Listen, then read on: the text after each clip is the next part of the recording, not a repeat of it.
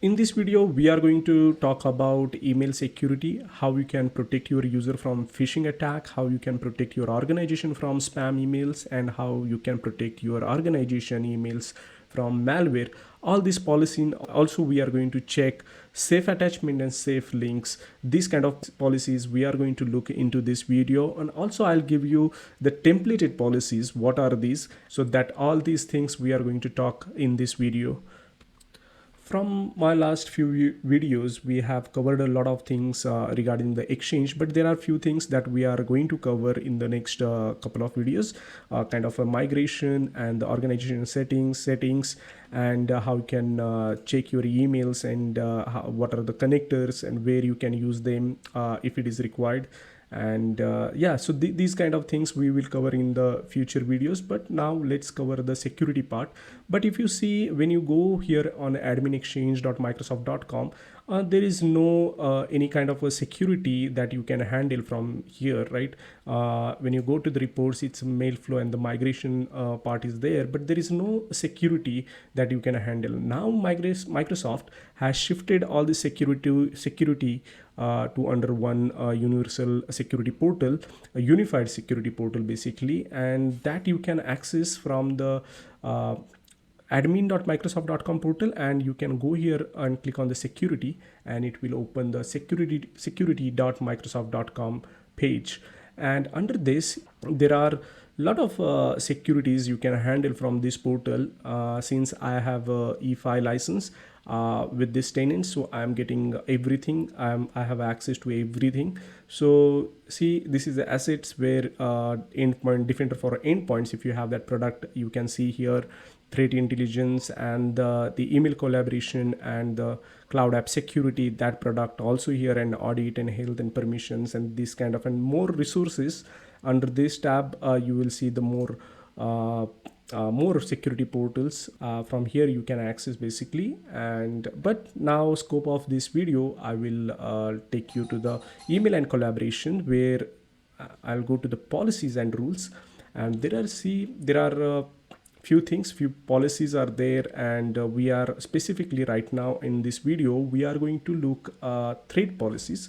When you go into threat policies, you will see there is a standalone policies also there: anti-phishing, anti-spam, anti-malware, safe attachment, safe link. So individual policy also you can apply. But there is an interesting thing about this templated policy. If you don't know much more about anti-phishing and anti-spam policy, then Microsoft created a very good thing that you can just run this wizard, and you can apply the whole like all these policies through one wizard. So quickly we'll go to the one by one, and I'll show you what is the difference and how you can apply, and how we will see. Let me take this present security policies.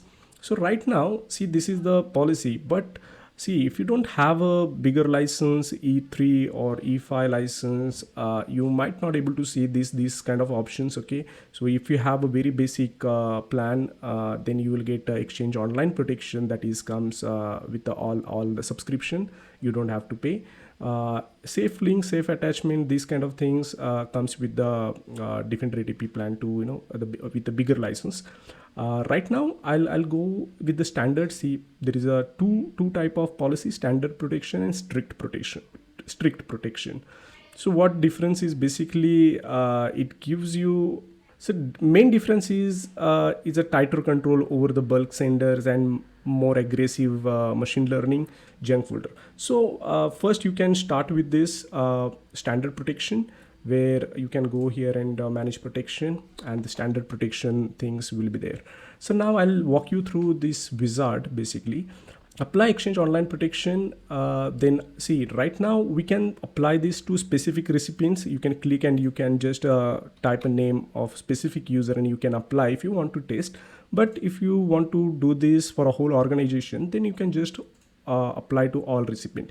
Always see, it is a all recipient means it is going to monitor all incoming emails. It's not when you go or you are sending out email, that time these policies are not going to apply. So these policies apply to all recipients, means all incoming emails it will be protected. Okay, so all recipients, and I'm not doing any exclude. So all recipient, next, and then same, apply protection to all recipient, and also there is option like a previously selected recipients, the same thing.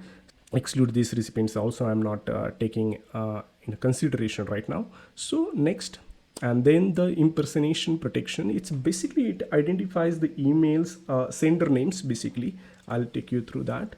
So basically what impersonation protection is, when the sender is sending email to our organization, if the sender's display name and the email alias if match with our internal user, then that email will not deliver in our organization, right? We are not going to accept, and that email will go to into the quarantine emails.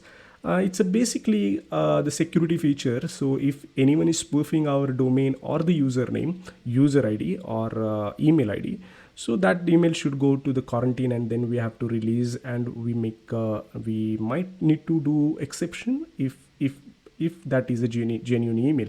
See, most of the time, if my in the organization I have my id like Amol Pawar is the display name, and my account my email id is amol.pawar at the rate so and so, my domain name, right?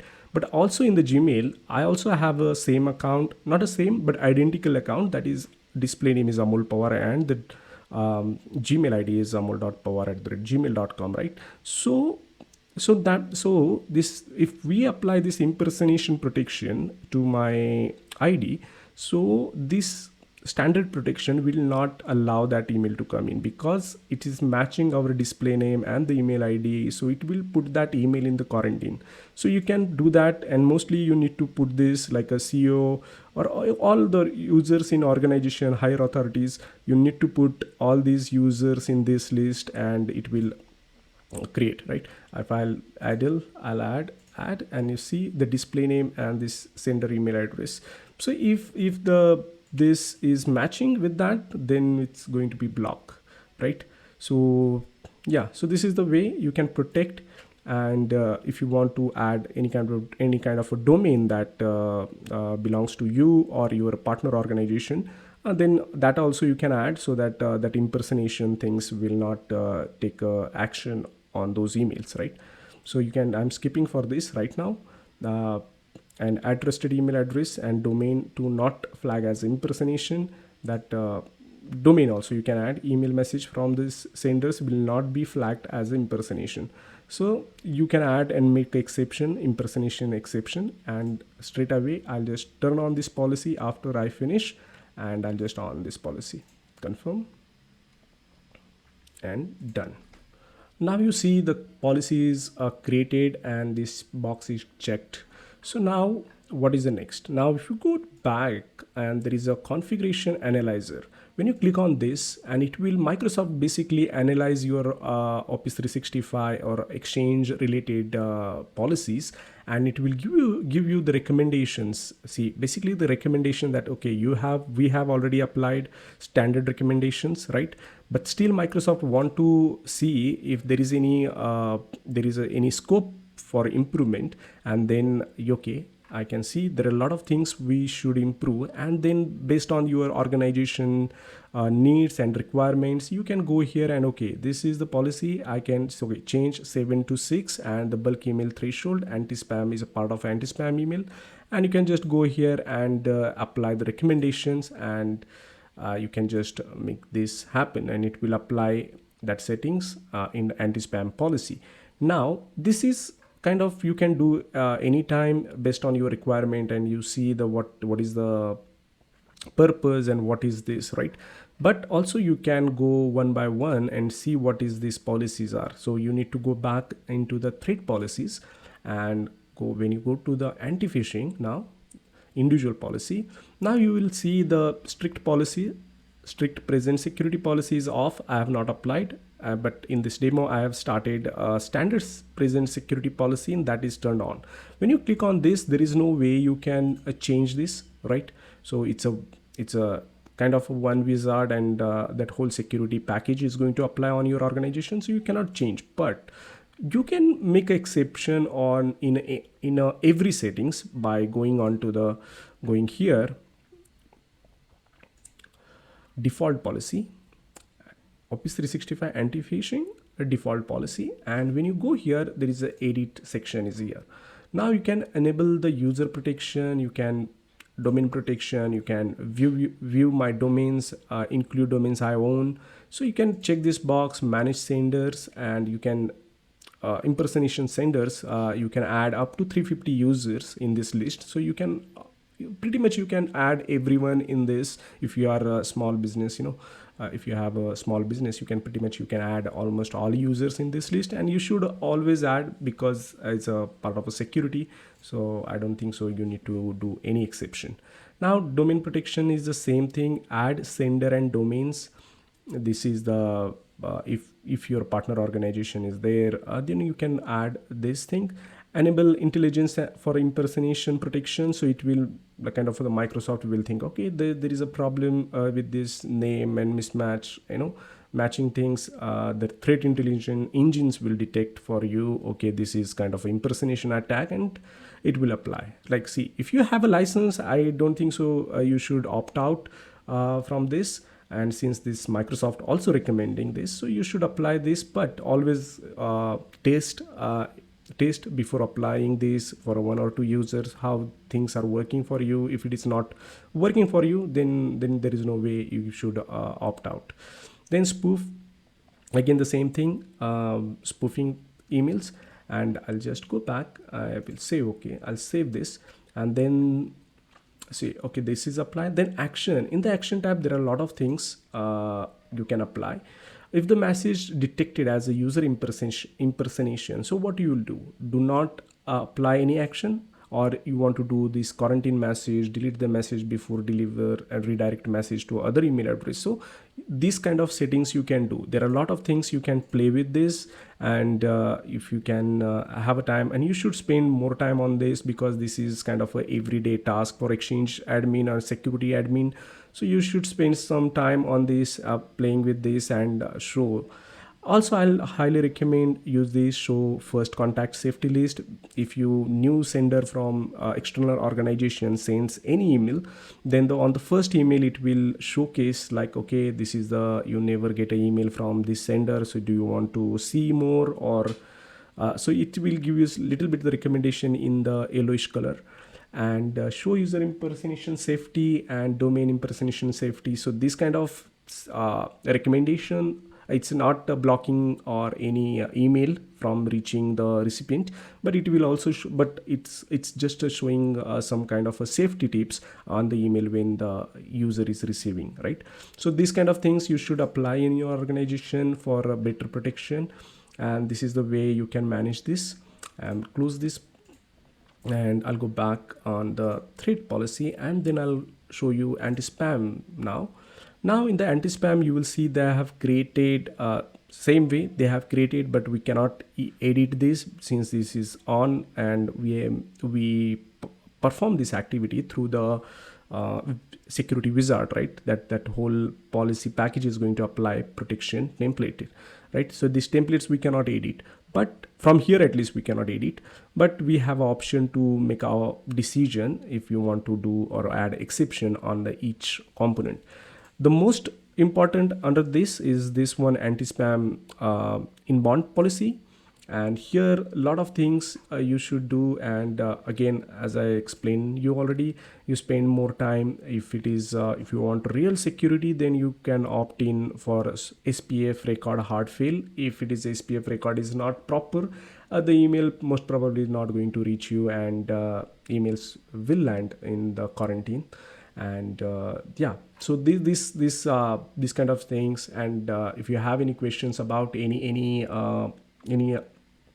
settings out of this, and if you don't understand what exactly mean by that, just comment down, and I will explain you in a later part of the video, because I just don't want to take more time just to explain you all the settings specific. It is you see there is the I information button, so you can check this, what is this, and what policies basically do.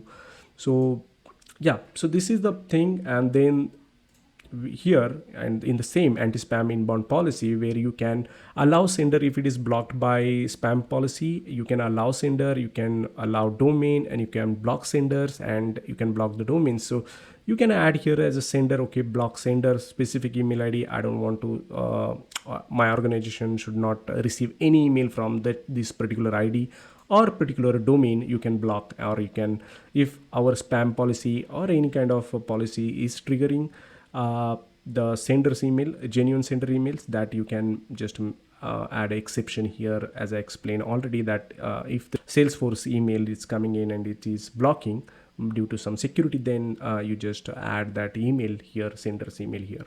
So this is the thing from here. And then the connection filter policy, where you can allow list, allow block list for better protection. But I won't recommend every time you just whitelist that IP or any kind of a range here, because it's just a bypass exchange online protection, all the security. So never put unless there is a requirement. And anti-spam outbound policy, that how many emails external recipients per hour, and these kind of things. And auto forwarding, basically there is an option, restrict the user from sending mail until the following day. If from our organization any user sent bulk email, then that email or that user is going to block, and how long it's going to be restrict the user from that, right? So you can make that decision from here, restrict the user from sending mail and restrict the user from sending email until the following day, means tomorrow morning, like next day morning 10 a.m. UTC, I guess. That is the time till the time the user is blocked from sending any email out. So that policy is there. Auto forwarding by default is disabled. I have enabled because of the testing, but it is automatically, this is the automatic system control. This is the policy is always enabled, and this is controlled by Microsoft. If you want to allow forwarding, auto forwarding, you need to select on, and if you want to just disable everything, and just make a disable. And this is the way it is going to be. And yeah, so this is the spam policies. And let's talk more about third one, that is malware. Now we are in the anti-malware policy, and you same thing, standard present security policies. We are not going to make any modification in this, because we cannot do that, because it's applied through the templated policies.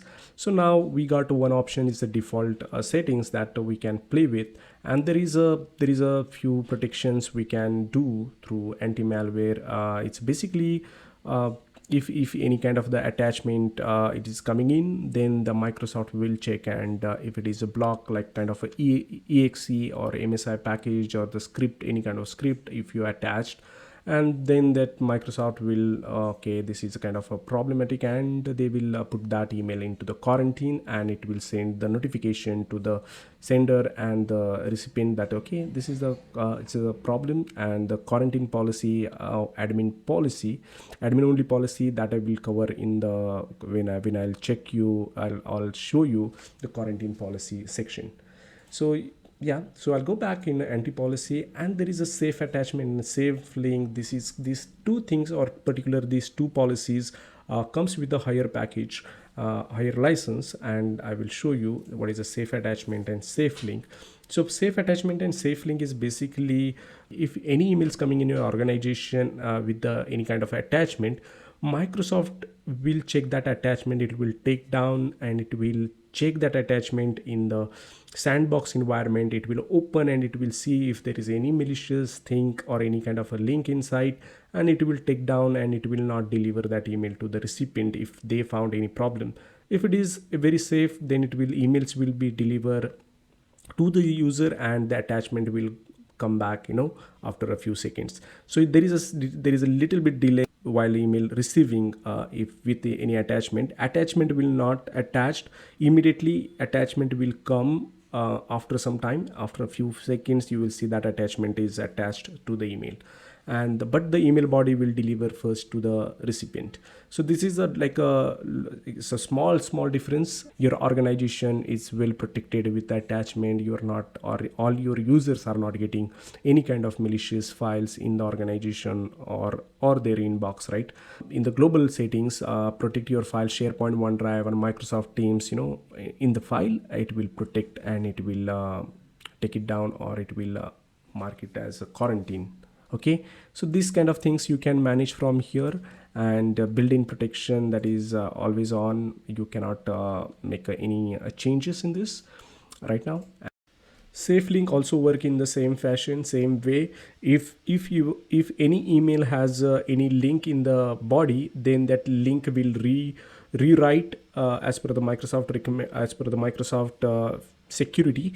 And that link will be checked by the Microsoft if it is malicious, or if it is triggering any kind of a script behind. So these kind of things are there, that to protect your email links and protect your organization from all threats. Microsoft checks in their environment whether this URL is good, legitimate, and well known URL, and then you can access, right? So this kind of protection is there, comes with the higher plan, safe link, safe attachment, and you should apply, and you should adopt this policy in your organization. And then there is a tenant allow, and all this stuff rules I will cover in the next video, because I don't want to create this video too long. But I will create in the second part of this video, I will cover all these rules and other things, quarantine policies, how we can create a quarantine policies, and advanced delivery, email authentication settings. And here we need to cover DKIM, SPF, and DMARC value, AHA, or this kind of authentication mechanism, how you can enable in your organization, how you can check your organization if they are using this proper DKIM, DMARC, and SPF record properly. And I will also show you the tools from where you can check this, whether it is proper or not for your organization, or any recipient's organization, right? So I will check you, I'll give you the best tools that you can check easily out of the box. Just to send email, and you will see all the reports for your organization. So please watch this video till the end. And also I forgot in my last video to tell you that please like and subscribe my channel, so it will give you some motivation to me to create such a content. And yeah, so thanks for watching, and happy learning. Thank you. Bye bye.